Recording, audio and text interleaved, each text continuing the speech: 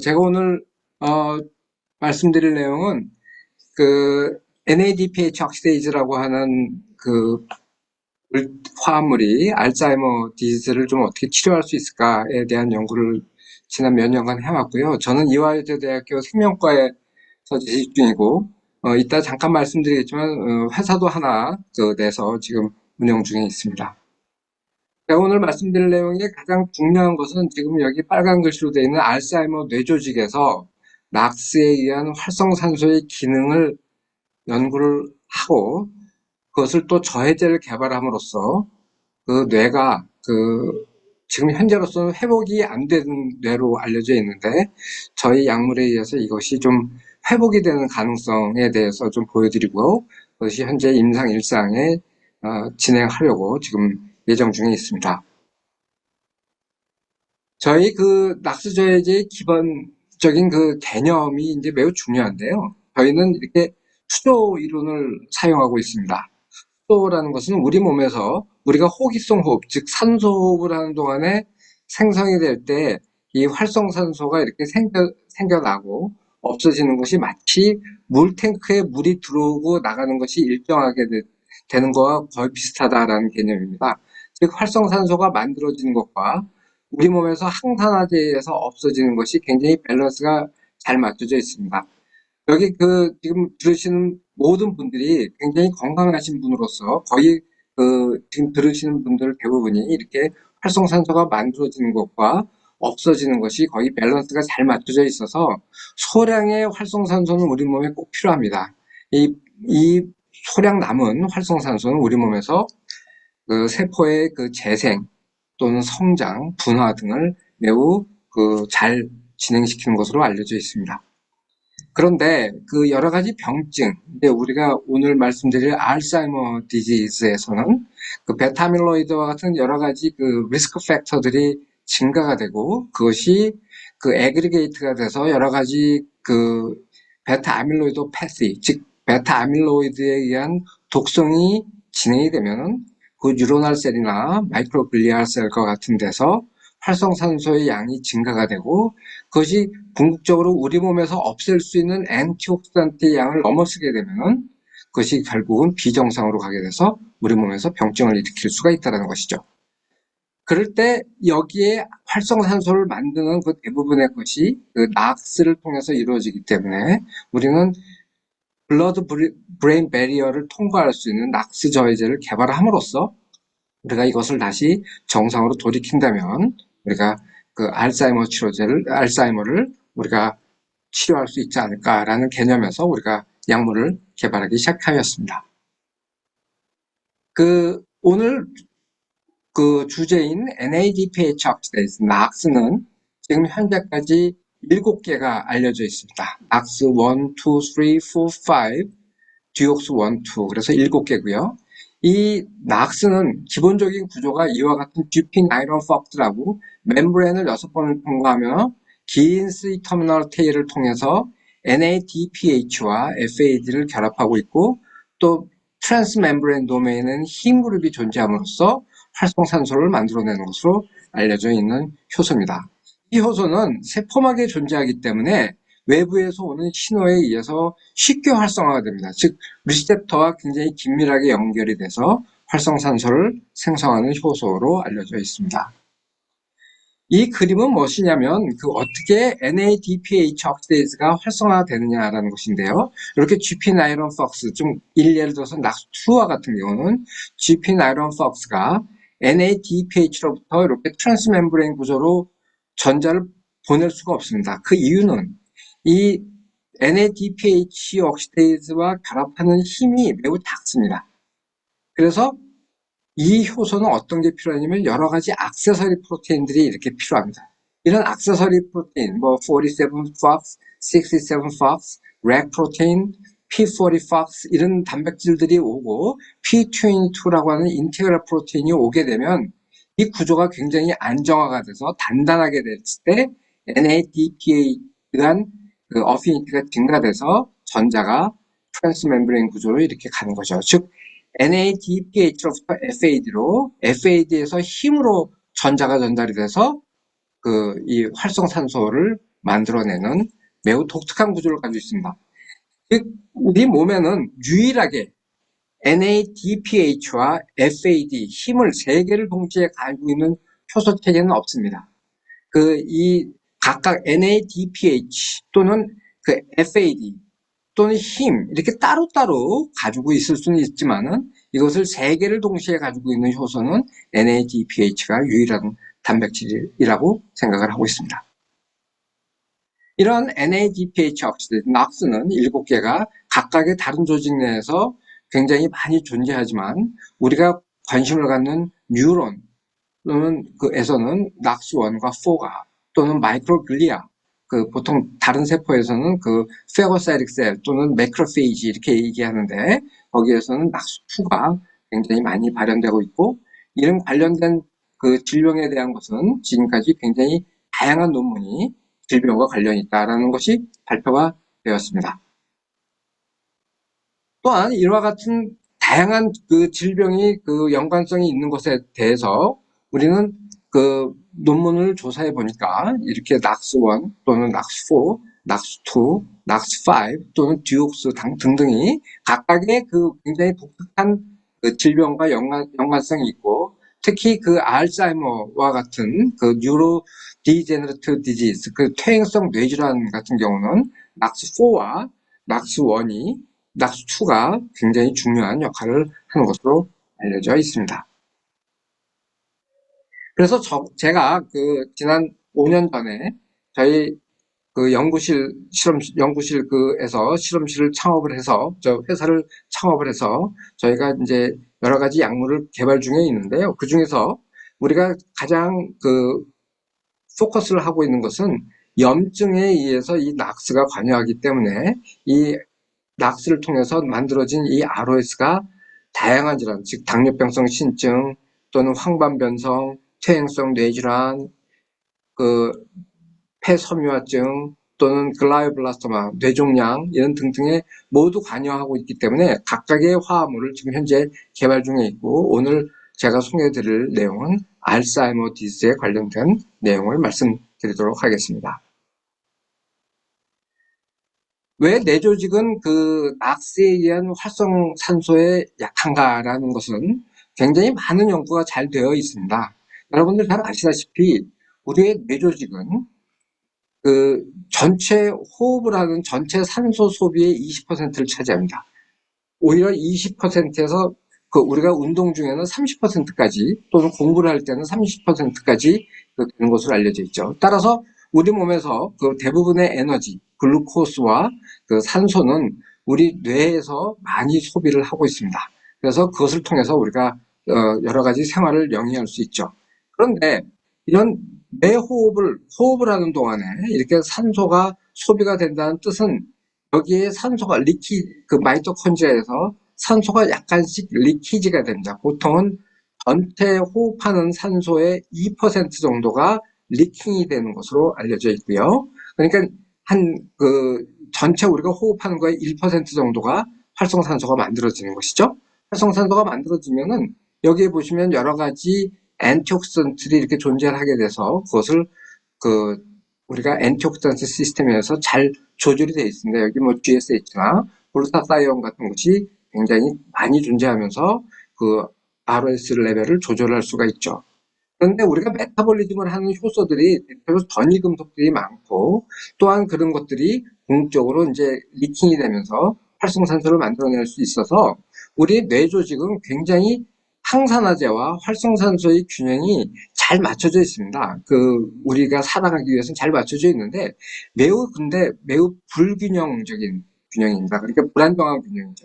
밸런어블한 밸런스를 맞추고 있는데, 이럴 때 만약에 외부에서 오는 자극, 베타밀로이드나 피브릴 타우와 같은 신경 독성 물질 또는 마이크로글리아가 또 활성화가 되고 이런 등등을 통해서 활성산소를 생성을 하게 되면은 이런 불안정한 균형, 즉 벌너너블한 밸런스가 깨지게 되고, 궁극적으로 깨지는 것이 여러 가지 신경병증을 유도할 수 있다는 것이죠. 그래서 우리 뇌조직에 있는 낙스 아이소자임은 알츠하이머 디지즈에 좋은 약물 타깃이 것이라고 생각을 하고 있습니다.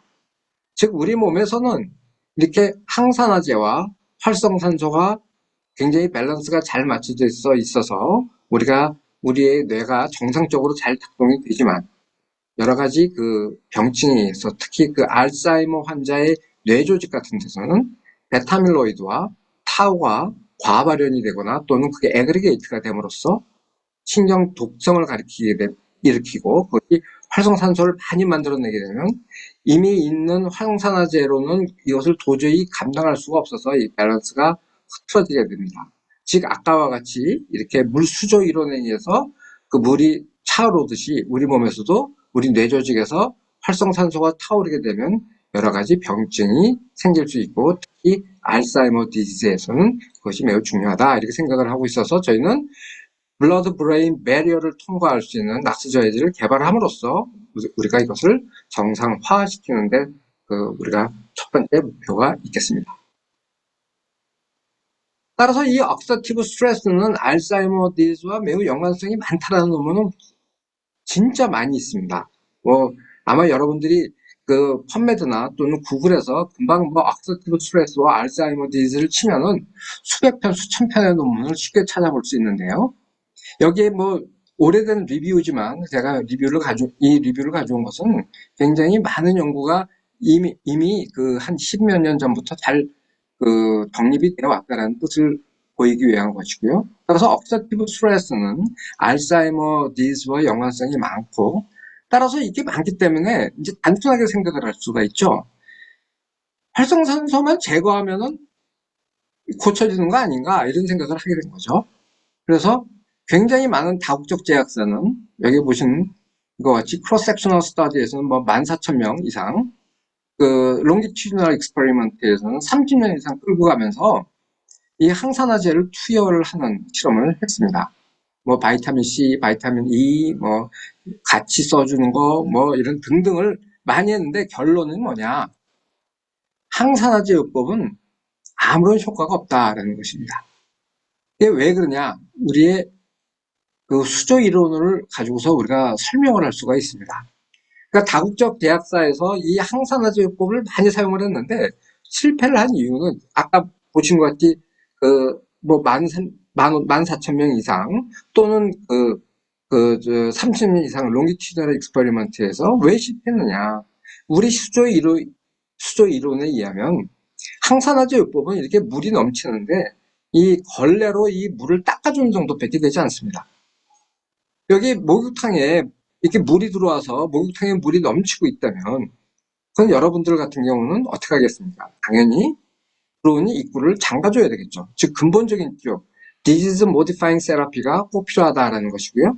우리의 낙스 저해제는 여기 들어오는 낙스를 활성화를 억제함으로써 들어오는 입구를 막아줌으로써 우리가 궁극적으로 우리가 이렇게 치료할 수 있다라는 것으로 여러분들께 오늘 내용을 소개하고자 합니다. 저희들의 그 플랫폼 테크놀로지는 그 초파리를 가지고서 이용을 했고요.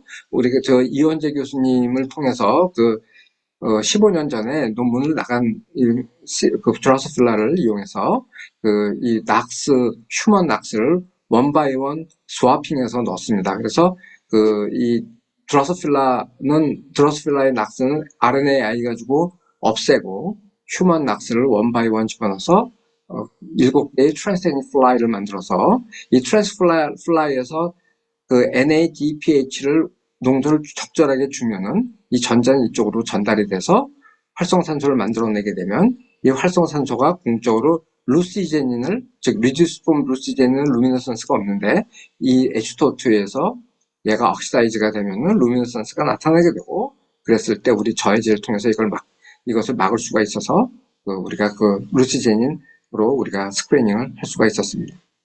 이렇게 됐을 때 우리가 굉장히 다양한 화합물을 우리가 스크리닝을 했는데요. 우리가 어떤 저해제를 하려고 노력을 했냐면 첫 번째는 브레인을 타겟으로 했기 때문에 블러드 브레인 배리어를 통과할 수 있는 화합물이 먼저 나와야 되겠다라는 것이고요.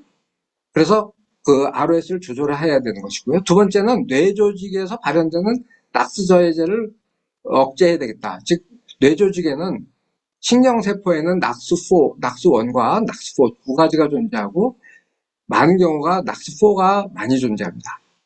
이 경우는 베타밀로이드와 그 타우에 의해서 신경독성이 만들어질 때 활성산소가 많이 나오는 것으로 이미 레포트가 되어 있고요.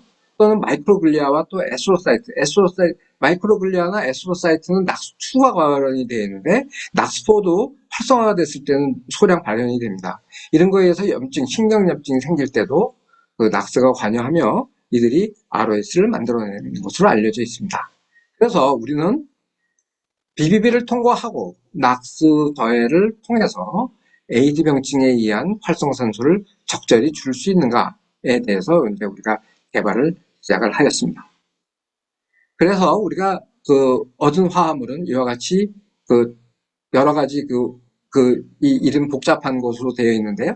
우리는 보통 이제 옥사다이아졸이라고 얘기를 합니다. 이 N이 두 개가 있어서 옥사다이아졸 물질을 통해서 우리가 이 낙스 저해 효과를 이와 같이 펜낙스, 모든 낙스를 다 억제를 하고 베타밀로이드에서 나오는 것에서 나오는 그 ROS, 그 신경세포에서 억제하는 것 또는 BV2에서 억제하는 것을 다 우리가 확인을 했고, 우리가 모델링으로 원래 NADPH로부터 FAD로 넘어갈 때 그것이 중요한데 우리 약물이 NADPH와 경쟁적 저해를 통해서 FAD로 넘어가는 전자를 억제하는 것을 우리가 확인할 수 있었습니다. 그랬을 때 서페이스 플라즈몬 레조넌스를 통해서 어피니티가 9 곱하기 10의 마이너스 6승, 그러니까 9 마이크로몰라가 정도 되는 것으로 어피니티가 매우 좋다라는 것을 우리가 확인할 수가 있었습니다.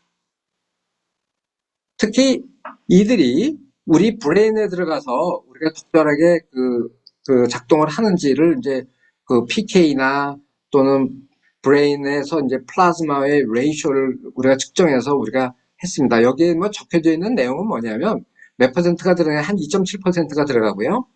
그 양이 충분하다 이런 뜻입니다. 즉 우리의 CRB213이 그 브레인 내에서 충분하게 그 베타 아밀로이드에서 올라갈 수 있는 ROS를 줄여준다라는 것이고요. 그것을 우리가 동물 모델에서 우리가 확인을 했습니다. 그거부터 먼저 보여드리면 우리가 사용한 동물은 사실 5XFAD인데 먼저 그 ROS부터 먼저 좀 보여드리겠습니다. 덴데이트 자이러스, 히포캠퍼스의 덴데이트 자이러스에서 ROS 레벨을 보여주면 원래 와일드 타입은 이렇게 이 정도의 ROS를 가지고 있는데 우리 5XFAD는 이와 같이 굉장히 진한 ROS를 볼 수가 있고요.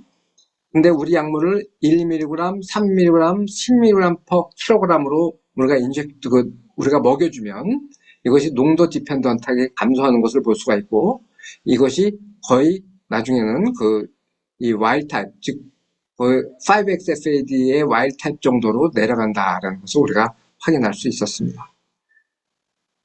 두 번째는 우리가 ROS의 인디케이터가 뭐냐면 4하이드록시노네날이라는 게 있습니다. 4하이드록시노네날은 최근에 많은 주목을 받고 있죠. 요새 예서 페로토시스나 이런 것을 연구하시는 분들이 많은데 이런 페로토시스의 마커가 이 리피드 퍼럭시데이션입니다. 이렇게 리피드 퍼럭시데이션은 굉장히 알츠하이머 또는 퇴행성 뇌질환과 아주 밀접하게 관련이 있다는 것이 많은 논문에 의해서 증명이 되어 있는데요. 이 알츠하이머 브레인에서도 4하이드록시노네날이 매우 중요한 독성 물질로 알려져 있습니다. 그래서 4하이드록시노네날을 코티칼과 히포캠퍼스에서 우리가 측정해 보니까 4하이드록시노네날이 굉장히 이만큼 됐던 것이 우리 약물에서 아주 도스펜던트하게 줄어들고 히포캠퍼스에서도 역시 마찬가지로 도스펜던트하게 줄어드는 것을 우리가 히스톨로지로 분석을 할 수가 있습니다. 그러면 이렇게 만들어진 활성산소, 즉 우리 몸에서는 이 활성산소가 이렇게 독성 물질에 의해서 만들어진다면 우리 몸에서 어떤 일이 벌어져서 독성을 궁극적으로 나타낼 수 있는가를 우리가 연구를 했습니다. 여러분들 아마 많이 연구하시는 것 중에 프로테인 카이네이즈와 프로테인 포스파테이즈를 잘 아실 겁니다. 프로테인 카이네이즈는 단백질을 인산화시키는 것이고 포스파테이즈는 띄워주는 것이죠. 그것은 잘 알려져 있고요. 여러분들도 아마 지금 연구하시는 분야 중에 하나일 겁니다. 근데 카이네즈와 포스파테이즈는 굉장히 밸런스가 잘 맞춰져 있습니다. 많은 경우가 포스파테이즈의 액티비티가 카이네즈보다 한 10배 정도 높다라고 그러죠. 그래서 우리 생체 내에서는, 즉 레스팅 스테이지에서는 이 카이네즈에 의한 포스포릴레이션이 거의 일어나지 않습니다. 그런데 이 포스파테이즈가 훨씬 더 액티비티가 높기 때문에 그렇죠. 그런데 이것이 외부의 자극에 의해서 이것이 액티브한 폼이 ROS에서 이 액티브 센터에 설피들리 그룹, 즉 시스테인이 있는데 거기에 SH가 SOH, 설페닉으로 바뀌는 순간 인액티브하게 됩니다.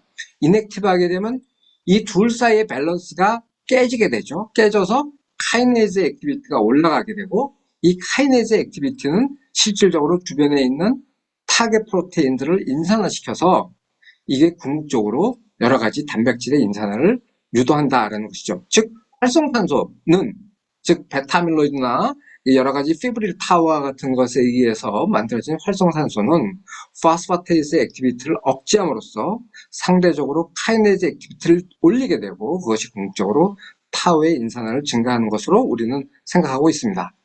그것을 그림으로 우리가 좀 더 한번 좀 말씀드려보면 여러분들 잘 알다시피 알츠하이머 브레인은 베타밀로이드가 에그리게이트가 돼서 생긴다는 것에 대해서는 이의가 없습니다. 그것은 진실이고요. 그것이 베타 아밀로이드가 에그리게이트가 되면 에그리게이트라는 뜻은 무엇이냐면 non-specific하다는 뜻입니다. 구조가 불균형적으로 생겼다는 뜻이고요. 그렇기 때문에 이들은 굉장히 그 뉴로널 셀에 있는 다양한 리셉터를 그냥 자극을 합니다. 예를 들어서 NMDA 리셉터나 아세틸콜린 리셉터나 볼티지 게이트 채널이나 이런 것 등등을 건드리게 되면 이들이 궁극적으로 ROS를 NAX4를 활성화시켜서 ROS를 만들면 이 ROS는 아까 좀 전에 말씀대로 포스파테이스 액티비티를 내리고 카이네즈 액티비티를 올려서 타우, 주변에 있는 타우의 인산화를 증진시키게 되면 이것이 궁극적으로 타우는 여기에 마이크로튜블과 붙어 있던 것이 이렇게 자기가 떨어지게 되면서 타우 피브릴이 생기게 되고 이런 타우 피브릴이 생기게 된다는 것은 시네틱 임페어먼트가 생길 수가 있고 궁극적으로 가서는 뉴로널 데스가 생길 수가 있다는 것이죠. 또 하나는 이 에그리게이트된 베타밀로이드는 TRAM2라고 하는 마이크로글리아에 있는 어댑터에 가서 붙게 되고 이 TRAM2를 액티베이션 시키면 C카이네즈를 올리게 됩니다. 이 C카이네즈는 저희 연구실에서도 몇 년 전에 블러드지에 논문을 낸 적이 논문을 낸 적이 있는 이 C은 낙수초를 활성화시킵니다. 마이크로글리아, 즉 매크로페이지에서 역시 마찬가지로 마이크로글리아에서도 C은 낙수초를 활성화시키고 이 낙수초는 ROS를 통해서 이 Disease Associated Microglia, 즉 마이크로글리아를 활성화시키게 돼서 다양한 여러 가지 뉴로널 데스를 일으킬 수가 있는 거죠. 프로인플라마토리 사이토카인을 내서. 따라서 우리는 낙스2와 낙스4를 우리 약물에 의해서 블럭을 하게 되면 우리가 전반적으로 우리가 뇌조직에서 타우의 인산화를 억제하고 신경염증을 억제함으로써 우리가 알츠하이머 브레인을 고칠 수 있지 않을까라는 생각에서 이제 실험을 더 하게 됐습니다. 먼저 타우 포스포릴레이션부터 먼저 보여드리면 인비트로입니다. 인비트로에서는 아까도 말씀드린 것 같이 포스파테이즈와 카이네즈는 밸런스가 맞춰져 있기 때문에 이 ROS가 이것을 인액티브하게 만들면 이것이 밸런스가 깨진다라고 아까 말씀을 드렸죠. 그래서 베타밀로이드에 의해서 자극을 주면 한 요 정도 타우의 인산화가 증가가 되는데 우리 약물에 의해서 아주 적절하게 감소가 되고요. 이건 셀라인, H222라고 하는 셀라인이고요. 5XFAD에서도 역시 마찬가지로 이렇게 올라가는 ROS P타우가 내려가는 것으로 보여졌습니다. 저희가 이제 이런 실험을 하는 동안에 2년 전에 한 그룹에서 레독스 바이올로지라고 한 저널에 2022년에 이런 타우의 하이퍼포스포릴레이션의 낙스포가 매우 중요한 역할을 한다라는 것이 논문이 나온 적이 있어서 우리 데이터를 굉장히 백업한다 이렇게 저희는 생각을 했습니다. 또 하나는 우리가 우리 약물에 의해서 그러면 이렇게 될 때 이 기존에 있는 유전자를 발필할 수 있느냐를 우리가 한번 테스트를 해봤습니다. 이 논문은 5년 전에 네이처 메디슨의 어느 그룹에서 알츠하이머 브레인에서 프로테오믹스로 여러 가지 단백질들이 이와 같은 것들이 올라간다라는 것을 레포트를 한 적이 있었습니다. 그것이 우리의 5XFAD 모델에서 와일드 타입은 이렇고 5XFAD는 이와 같이 증가하는 걸 볼 수가 있습니다. 지금 무슨 얘기냐면 이 사람들 논문에서 나온 여러 가지 단백질 프로테오믹스가 실질적으로 많이 올라가 있는 것을 우리가 5XFAD 모델에서 확인할 수가 있었고요. 그것을 우리 약물을 치면은 굉장히 많이 정상으로 돌아간다는 것을 볼 수가 있었습니다. 따라서 우리의 약물에 의해서 그 알츠하이머의 그 리스크 팩터인 리스크 프로테인들이 굉장히 잘 조절이 될 수 있다는 것을 우리가 확인할 수가 있었습니다. 두 번째는 뉴로인플라메이션인데요. 뉴로인플라메이션도 우리 약물에 의해서 아이너스도 조절되고 그 IL-1 베타 또는 TNF 알파 이런 것들이 모두 다 그 생성이 조절이 되는 것을 우리가 확인할 수 있었고요. 또한 아까 같이 프로테오믹스에서 우리가 사이토카인의 즉 그 뉴로인플라메이션에 관련된 사이토카인 프로덕션 또는 메타볼릭 프로세스, 사이토카인 시크리션에 관련된 여러 가지 리스크 팩터들을 우리가 분석을 해보니까 역시 마찬가지로 5XF에서 이렇게 올라가 있던 것들이 잘 조절이 되고 이렇게 조절이 되는 것을 우리가 확인할 수가 있었습니다. 그래서 우리 약물이 굉장히 그 5XFAD에서 그 리스크 팩터를 잘 조절할 수 있다는 것을 확인할 수가 있었습니다. 그래서 저희는 이와 같은 상태에서 이제 동물 실험을 본격적으로 수행을 했습니다. 동물 실험은 두 가지로 했고요. 하나는 예방적 모델입니다. 즉 어떤 거냐면 여러분들 아마 잘 아시다시피 5XFAD는 굉장히 어그레시브하게 그 병증이 나타나는데 태어나서 3.5개월이 되면 병증이 시작이 됩니다. 그래서 우리가 3.5개월부터 약물을 투여를 해서 10주, 6개월이 됐을 때 우리가 세크리파이스한 즉 예방적 치료제, 즉 프리벤티브 모델을 사용한 게 있고요. 두 번째는 치료 목적입니다. 6개월째 넣습니다. 아예 6개월째부터 넣기 시작하면 이미 6개월에서는 이 5XFAD는 굉장히 어그레시브하게 병증이 나타나기 때문에 6개월에서는 이미 굉장히 그 행동이 제약이 있습니다. 그런 상태에서 약물을 투여했을 때, 10주를 투여했을 때 그 여러 가지가 어떻게 변화되는지를 우리가 인지기능 테스트와 그 행동검사와 또 면역 염색으로 우리가 확인을 해봤습니다. 즉, 뭐 Y-maze, Water-maze, Novel Object Recognition Test, 뭐 Tau Phosphorylation, Microglia Activation 이런 등등을 우리가 확인을 했는데 이거는 이제 예방적인 것이죠. 3.5개월 때 넣은 것입니다. 여기 Novel Object Recognition Test인데요. 여기에 보통은 이제 와일드 타입은 그 이것은 어떻게 되는 거냐면 여러분 잘 아시듯이 두 개로 트레이닝을 시키는데 새로운 것을 갖다 주면 이 정상인 경우는 새로운 것에 흥미를 느끼는데 이 알츠하이머 브레인을 걸린 것들은 거의 B 여기에 관심이 없죠.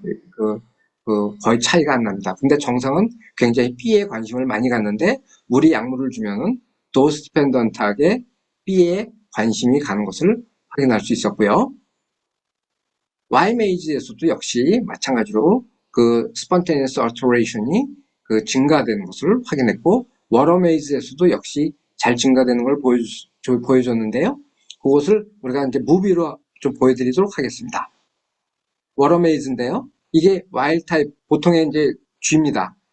이제 5일간 테스트한 뒤에 여기서 테스트를 한 뒤에 이 플랫폼을 없앴습니다. 그러면 와일드 타입은 당연히 여기 와서 이것을 찾죠. 그것이 이제 모션 트랙으로 우리가 찍은 것입니다. 그랬을 때 우리 병증이 있는 것, 우리 약물을 먹인 것입니다.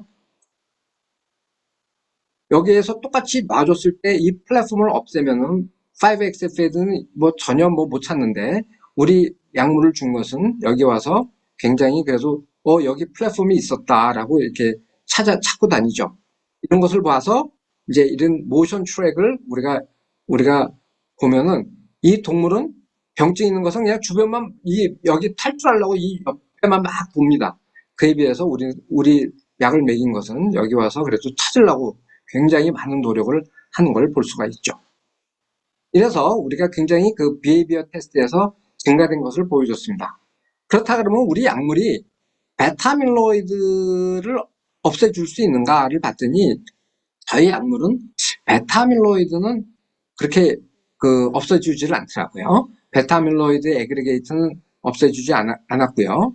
두 번째는 우리는 그렇기 때문에 우리는 타우가 중요하지 않을까라고 생각을 했습니다. 그래서 타우를 우리가 분석을 해보면 타우는 여러분 보시다시피 콜텍스와 덴데이트 자이러스 히포캠퍼스에서 있는 타우는 이렇게 애그리게이트가 된 것을 볼 수가 있죠. 근데 우리 약물을 치면은 콜텍스에서도 아주 깨끗하게 없어지고요. 여기 덴데이트 히포캠퍼스에서도 굉장히 이것이 잘 없어지는 걸 볼 수가 있죠. 이게 농도 디펜던트하게 이렇게 잘 없어진다. 타우의 인산화를 잘 없애진다는 것을 우리가 확인할 수가 있었습니다. 이거는 당연히 3.5개월부터 매긴 거고요. 두 번째는 유로 인플라메이션입니다. 당연히 3.5개월 때 겁니다. 이렇게 마이크로글리아가 액티베이션이 되고 에스트로사이트가 액티베이션이 된 것이 우리 약물을 주면 그것이 점점 감소하는 걸 볼 수가 있죠. 애그리게이트가 막 이렇게 활성화가 막 돼 있는데 아주 깨끗하게 도스펜던트하게 마이크로글리아 액티베이션, 에스트로사이트 액티베이션이 되는 것을 볼 수가 있습니다. 즉 우리의 약물은 5-XSN-의 히포캠퍼스에서 에스트로사이트와 마이크로글리아의 활성화를 억제하는 것을 우리가 확인할 수 있었고요. 더 나아가서 요건 6개월입니다. 아까 이건 치료용이죠. 그러니까 이미 그 병증이 생긴 겁니다. 그러니까 예를 들어서 사람으로 생각하면 한 70살, 80살에 이제 알츠하이머가 턴언이 돼서 어느 정도 진행이 되셔서 막 보통 이제 그런 나이 드신 분들 보면은 요번 구정에 뵀던 분이 요번 추석에 뵈면은 굉장히 나빠진 걸 볼 수 있죠. 그런 것들이 굉장히 악화가 굉장히 빨리 되는데 그걸 보면 타우를 보고 여기 타우 콜텍스나 덴데이트 다이러스의 타우를 보면은 이와 같이 굉장히 우리 약물에서 굉장히 떨어지는 것을 볼 수가 있습니다. 우리가 이것을 정량화한 거고요. 마이크로글리아와 에스트로사이트도 역시 우리 약물, 이건 10mg만 준 건데요. 하나만. 여기 보면 아주 깨끗하게 떨어져 있는 걸 볼 수가 있습니다. 그러나 도네페질이라고 현재 알츠하이머 치료제로 쓰고 있는 약물입니다. 물론 이거는 치료제는 아니고요. 그냥 완화제입니다. 완화제로 이제 쓰고 있는 약물인데 이거와 비교 실험했을 때 우리 약물이 훨씬 우월하다라는 것을 우리가 볼 수가 있죠.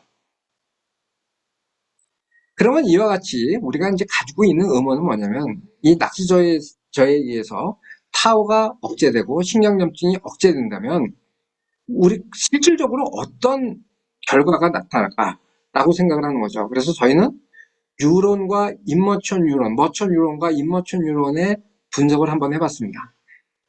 6년 전에 사이언스에 나온 논문인데요. 이것은 뭐냐면 이 알츠하이머 브레인에서는 임머천 유론이 재생이 잘 안 된다. 즉 히포캠퍼스에서는 임머천 유론이 다시 어느 정도는 다시 유론이 재생이 되면서 우리의 기억을 계속 개선시켜 주거나 또는 유지하게 해주는데 여기에 보시면 이 정상인에서 점점 알츠하이머 브레인으로 갈수록 임머천 유론의 마커인 DCX가 이렇게 떨어진다는 걸 볼 수 있죠. 즉 무슨 얘기냐면 임머천 유론이 점점 없어진다라는 것을 볼 수가 있습니다. 그래서 우리가 이것을 확인해 보니 여기 우리의 임머천 유론과 여기 머천 유론입니다. 여기 보시면 여기 6개월 요거 먼저 보면 예방적 처리입니다. 3.5개월에서 보면 임머천 유론과 머천 유론에서 머천 유론이 없어지는 것도 우리가 여기 많이 없어지는데 우리 약물에 의해서 아주 증가되는 걸 우리가 알 수가 있고요. 임머천 유론도 여기 까맣게 여기 덴데이트 다이러스를 따라서 이렇게 보이실 겁니다. 이게 많이 줄어들어 있는데 우리 약물 처리에서 요 까맣게 게 증가되는 것을 우리가 확인할 수 있죠. 그래서 임머천 유론도 증가되고 여기에 보시면 아까 치료, 즉 6개월째 이미 많이 손상이 된 데서도 우리 약물에 의해서 이렇게 떨어진 머천 유론이 다시 회복되고 임머천 유론이 재생이 덜 되는 것이 우리 약물에 의해서 다시 보강이 되는 것을 볼 수가 있습니다. 이 퍼시브 컨트롤로 도네페질은 전혀 영향이 없죠. 그런데 우리 약물은 임머천 유론과 머천 유론을 프로텍트, 임머천 유론을 다시 재생시켜주는 효과가 있는 것을 우리가 확인할 수 있었습니다. 그렇다 그러면 그렇게 재생이 된 것이 실질적으로 유론으로 다시 만들어질 수 있느냐. 그래서 이제 BRDU를 넣고 우리가 스테이닝을 해봤더니 여기에 보시는 것 같이 여기 임머천 유론이 여기 DCX인데 여기 와일드 타입이고요. 여기 5XFAD고 여기 우리 약물을 투여한 겁니다. 5XFAD는 거의 없죠. 와일드 타입은 어느 정도는 재생이 되는데 5XFAD 마이스는 거의 안 보이는데 봐서 우리 약물을 준 거에서는 굉장히 잘 보이고요. 머처 뉴런에서도 역시 마찬가지로 UN으로 우리가 같이 코로컬라이즈를 해보면 와일드 타입은 당연히 보이고 5XFA는 안 보이는데 우리 약물에 의해서 이 코로컬라이제이션이 잘 보이는 것을 우리가 확인할 수가 있었습니다. 그런데 이와 같이 우리가 이뮤노히스토케미스트리를 볼 수 있는 것을 우리가 실적으로 이제 좀 라이브한 상태에서 좀 보고 싶은 거예요. 그래서 그 분당 서울대학교 병원 해기학과의 그 이호영 교수님한테 요 패시티를 부탁을 했습니다. 패시티는 글루코스를 이제 F18으로 레이블링을 해서 보면은 이 어떤 뉴럴 네트워크를 우리가 분석할 수가 있다라는 것인데요. 이우영 교수님 연구실에서 아주 많이 하는 건데요. 여기 보시면 회색은 뭐냐면 와일드 타입이고요. 5XFAD는 원래 마이스입니다. 5X 마이스는 보면 이게 글루코스 업테이크가 당연히 뉴런의 액티비티가 떨어지니까 글루코스 업테이크가 떨어지죠. 이렇게 떨어지는데 우리 약물을 주면 이렇게 떨어졌던 회색은 5XFAD 비클이고요. 우리 약물인데요. 굉장히 많이 다 증가됐습니다. 이 뜻은 무슨 얘기냐면 뉴런이 활성화가 된다라는 것이죠. 그래서 뉴런의 그 업테이크가 활성화가 되면 브레인 커넥티비티가 증가되고 이 브레인 커넥티비티를 이제 이분이 이제 프로그램을 돌려서 이것이 어디와 어디가 연결이 되느냐를 이제 그것을 분석을 할 수가 있답니다.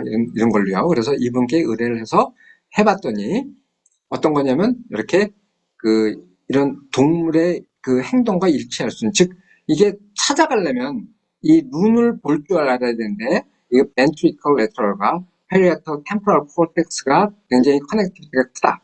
여기 보시면 이렇게 그 occipital 그 cortex right나 이런 것들이 굉장히 볼 수 있는 것과 이 뉴런이 굉장히 잘 연결이 되어 있다. 브레인 커넥티비티가 증가된다. 이런 것을 우리가 패시트로 우리가 확인할 수가 있었습니다. 그래서 저희가 생각하는 것은 이 알츠하이머 브레인에서는 베타 아밀로이드가 이 뉴로널 리셉터를 통해서 낙수2와 4를 통해서 ROS를 만들어내면 타우가 인산화가 되고 뉴로널 인플라메이션이 증가됨으로써 뉴로널 데스가 일어난다라고 생각을 하는데 우리 저해제는 이것을 억제함으로써 ROS 레벨이 작아지고 이 레벨이 작아짐으로써 타우 인산화와 뉴로널 인플라메이션이 억제가 되면 그런 환경이, 그런 마이크로 인바이러먼트가 뉴로널 데스를 억제하고 임머처 뉴런의 리제너레이션을 촉진함으로써 점점 우리 브레인이 알츠하이머 브레인에서 회복하는 뇌조직으로 진행시키는 것으로 우리가 생각을 하고 있습니다. 우리가 이런 실험을 하면서 굉장히 우리가 우리 약물에 대한 효과가 매우 좋은데 왜 이렇게 효과가 좋을까라고 많은 생각을 해봤습니다. 우리 뇌는 여러분 잘 아시다시피 블러드 브레인 베리어 또는 BBB라고 하는 것에서 막혀져 있습니다.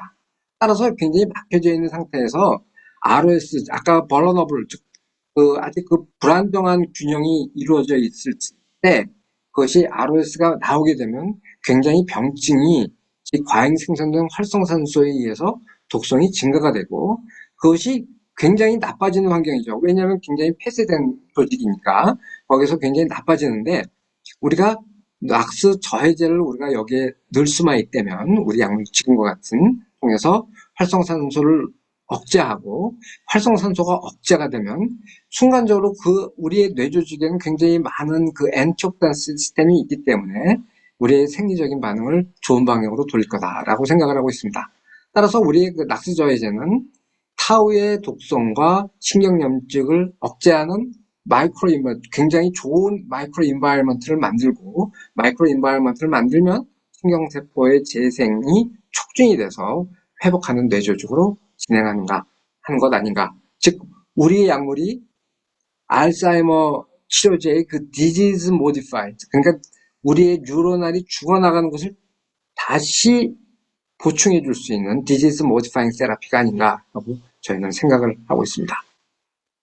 그래서 저희 회사에서는 지금 현재 이와 같은 약물을 개발해서 퇴행성 뇌질환에 대해서 말씀을 드렸고요. 이 약물은 26년도에 임상 일상에 진입할 예정입니다. 감사의 글을 말씀드리면 먼저 최영석 교수님은 그 고려대학교 생명공학과에 계신 분이고요. 이분은 그 메디시널 케미스트입니다. 그래서 이제 저희들한테 약물을 합성해서 주셨고요. 그래서 공동 연구가 시작이 돼서 요번 논문에 같이 그 이분과 같이 논문을 낼 수 있었고요. 그 두 번째는 이호영 교수님께 감사를 드리고 싶은 게, 그 우리 논문에서 맨 마지막에 그 피어리드를 찍을 수 있게 패시티를 찍어줘서 그 뉴로널 그 브레인 커넥티비티가 뉴럴 커넥티비티가 증가된다라는 것을 확인해 주신 선생님이십니다. 세 번째로는 저희 연구실에 그 연구교수로 계시는 이지연 박사님이 이 모든 실험을 다 진행을 했습니다. 물론 뭐 셀로스 바이오텍에도 계셨고요. 그래서 굉장히 이 세 분께 감사를 드리고, 아까 그 약물 스크리닝을 할 수 있는 그 초파리 시스템은 그 서울대학교 생명과학과의 그 이원재 교수님으로부터 받아서 우리가 그 실험을 하게 됐습니다. 그 이원재 교수님께도 다시 한번 감사를 드리고요. 현재 아까 말씀드렸지만 이 약물은 그 온코크로스, 즉 대표이사인 강기윤 박사님과 공동 연구를 이제 시작을 했습니다. 전략적 대유인데요. 그래서 OC9016 명명을 해서 지금 현재 임상 실험을 위해서 우리가 마지막 DP, 즉 환자한테 투여될 약물을 지금 분석 중에 있습니다. 그래서 내년에는 우리가 임상을 할 수 있을 거라고 생각을 하고 있습니다. 예, 마치도록 하겠습니다. 감사합니다.